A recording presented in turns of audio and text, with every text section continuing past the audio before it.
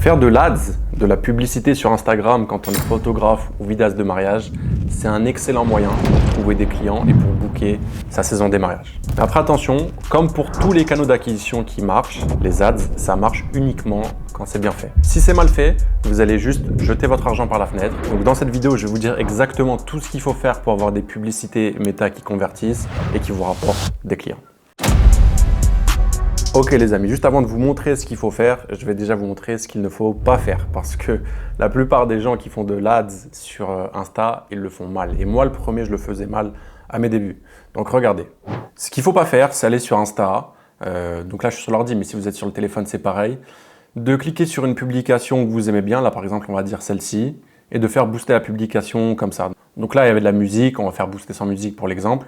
Si vous faites ça, en fait, vous n'allez pas avoir des publicités qui vont être performantes. Moi, c'est ce que je faisais avant et je m'étonnais de ne pas avoir de résultats. En fait, c'est pas comme ça que ça marche, les amis. Vous voyez, si vous cliquez sur booster la publication, là, vous mettez des trucs un peu, visiter votre site web, vous écrire, tout ça, en fait, ça va pas être de la publicité qui va être optimisée. Ça va pas vous rapporter des clients, vraiment, pour booker votre saison.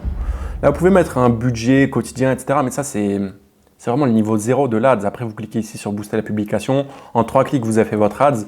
Mais moi, quand je faisais ça à mes débuts, en fait, j'avais des gens qui me suivaient. J'avais des nouveaux followers. J'avais quelques commentaires parfois sur mes publications. Ça arrivait une fois de temps en temps, j'avais des DM. Mais ce n'est pas vraiment ça qui m'a rapporté des clients. D'accord? Donc, ne faites pas ça, booster la publication, si vous voulez vraiment avoir de l'ADS méta qui performe, parce que vous allez juste jeter votre argent par la fenêtre. Tout simplement. Pour avoir de l'ADS méta qui performe, ce qu'il faut faire, c'est gérer ses ads depuis le Business Manager de Meta directement. Donc là, vous allez arriver sur cette page ici, directement. Donc là, je vais me connecter. Et du coup, c'est vraiment à partir de ce Business Manager, quand vous allez être ici, que vous allez créer vos campagnes publicitaires qui vont vous rapporter des clients. Les 3 paramètres les plus importants pour avoir une ads méta qui performe quand on est photographe ou vidéaste de mariage, ça va être votre créative. Donc la créative, ça va être le post que vous allez sponsoriser. Ensuite, ça va être votre audience. Donc l'audience que vous allez cibler. Il ne va pas falloir cibler n'importe qui. Et ensuite, ça va être la façon dont vous allez gérer les demandes que vous recevez. D'accord? Donc on va appeler ça le suivi. C'est ça qui va déterminer si votre publicité méta va vous rapporter des clients ou pas. Mais il y a 2 choses qui sont plus importantes que les autres. Le plus important de très très loin, ça va être la créative. Ok? Donc la créative, c'est quoi? La créative, en fait, c'est le post que vous allez sponsoriser. Sur ça, c'est très important. Il ne faut pas sponsoriser un post au hasard. Vous pouvez sponsoriser plein de posts différents. Donc ça peut être des photos, ça peut être des vidéos, ça peut être un carrousel, ça peut être un teaser, ça peut être tout ce que vous voulez. Mais ce qui va être très important sur la créative, ça va être le hook, les amis. Pourquoi je dis que le hook, c'est le plus important?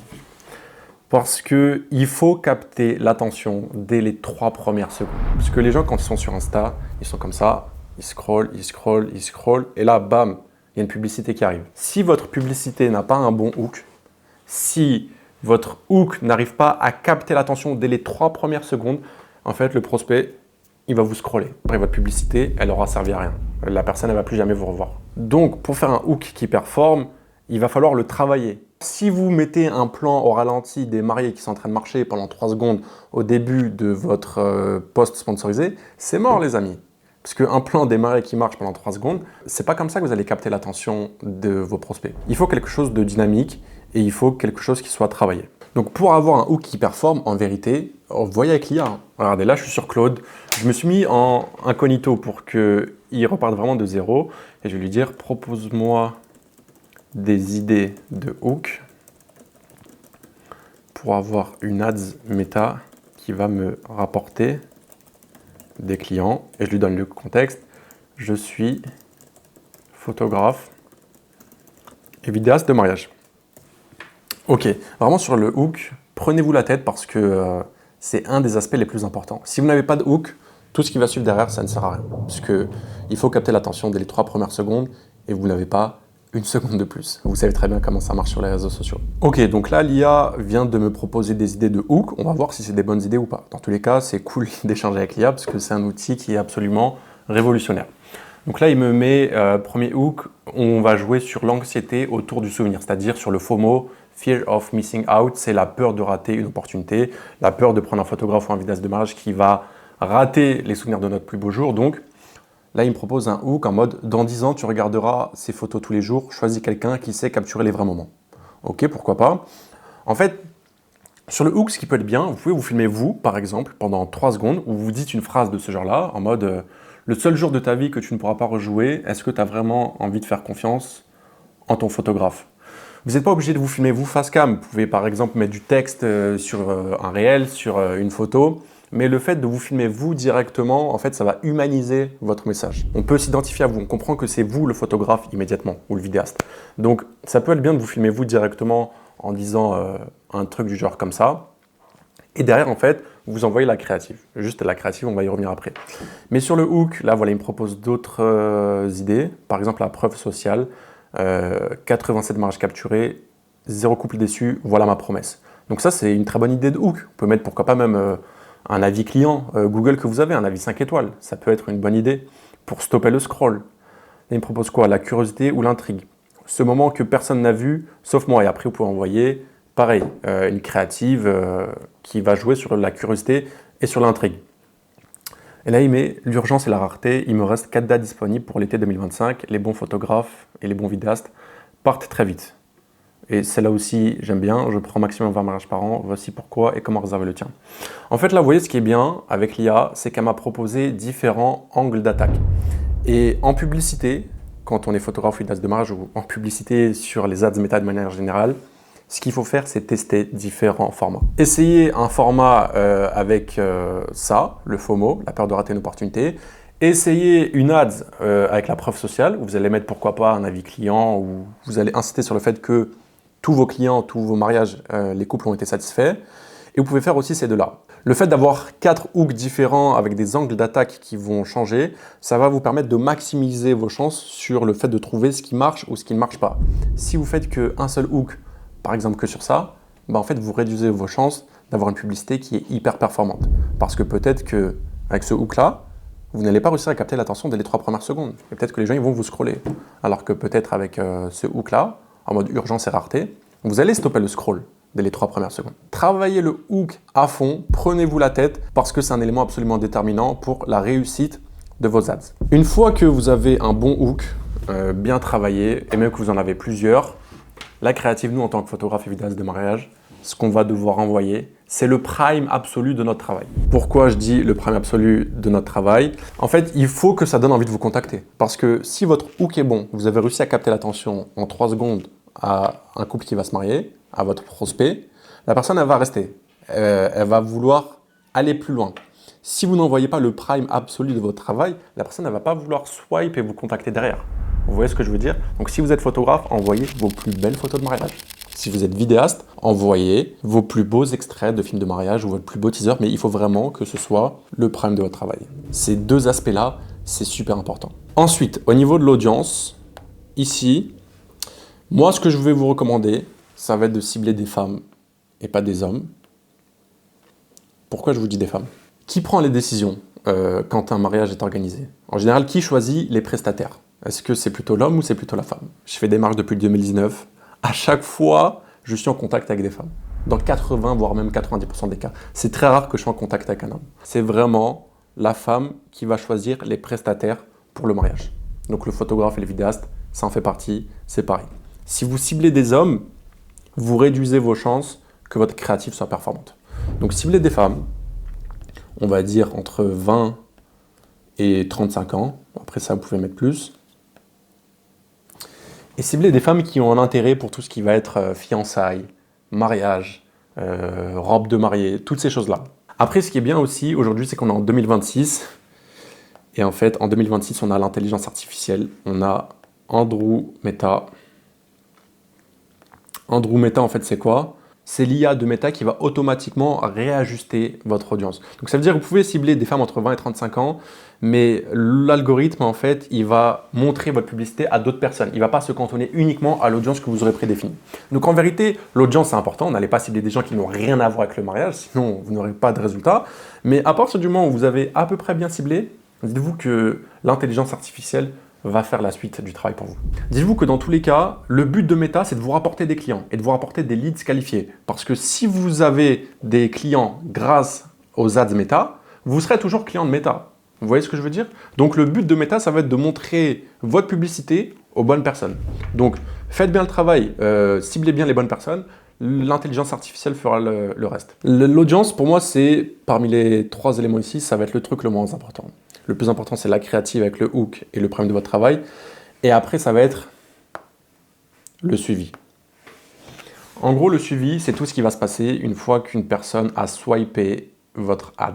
Moi, ce que je vous recommande, ça va être d'intégrer un petit formulaire de contact à votre ads quand la personne est swipe, ou si une personne est intéressée, elle va remplir son nom, son adresse mail, son numéro de téléphone et quelques informations sur son mariage, genre la date, le lieu, etc. À partir du moment où vous avez ces informations-là, il y a des leads qui vont être générés. Si votre créative ici, elle est bonne et si l'audience, elle est bonne, logiquement, il y a des gens qui vont remplir votre formulaire de contact. Donc, vous allez avoir une liste de leads. Et en fonction du budget que vous allez mettre, vous allez avoir plus ou moins de leads. Au début, le budget, j'aurais pu le mettre là, mais ce n'est pas le plus important. Vous pouvez commencer avec 10 € par jour. C'est déjà très bien pour commencer. Si votre créative est bonne, si le hook est bon, ça sera bon pour vous générer les premiers leads. Et là, ça va être tout aussi important que la créative et le hook, parce qu'en fait, tous les leads que Meta va vous rapporter, il va falloir contacter absolument tout le monde. Si vous ne contactez pas vos leads, vous perdez de l'argent, littéralement. Même pire que ça, vous jetez de l'argent par la fenêtre. Pourquoi je dis ça? Le principe d'une ads sur Meta, c'est que vous payez l'algorithme pour qu'il montre votre contenu aux bonnes personnes. Une fois que l'algorithme a généré des leads qualifiés pour vous, Meta fait son travail. C'est terminé. Il faut bien comprendre, les ads Meta, ça ne va pas signer des clients à votre place.